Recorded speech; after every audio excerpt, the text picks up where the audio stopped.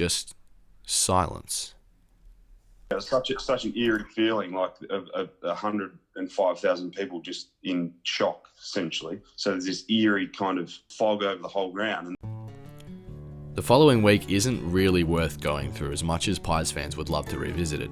It's not the focus of this story and really takes away from the intrigue about the most famous grand final to date. Long story short, the Pies had the field day everyone expected them to in the first place. They picked up their 15th cup, Scott Pendlebury staked his claim in the conversation as the greatest to don the black and white with a Norm Smith, and St Kilda were reduced to ashes.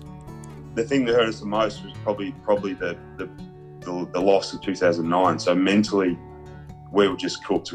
Collingwood were fresh off just a drawn grand final going into the replay. We'd lost in 2009, essentially climbed the mountain again and got pushed off the top or got pushed halfway back down in the drawn grand final. It was like, are we ever going to do this? And mentally, we were just cooked. That was the biggest difference. The following years were cruel to the Saints. Ross Lyon went to Freo, Rui, Lenny, Milne, Montagna, and a smattering of other players retired in the following years, culminating in a wooden spoon just 4 years later. The Saints' premiership window, with an incredible group, all seemingly hitting their stride, somehow slammed shut out of nowhere.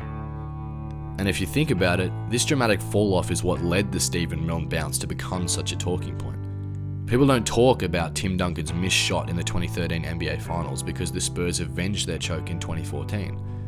But the Saints fell into a pit they've only just started to recover from 10 years later. But this late 2000s Saints side was so dangerous that they were impossible not to get behind as a team that wasn't commonplace at the top of the AFL. And people very commonly forget just how good they were. But despite all that, it was the bounce of the Sherrin that chose another fate for St Kilda in 2010. One that left everyone asking for years to come, what if?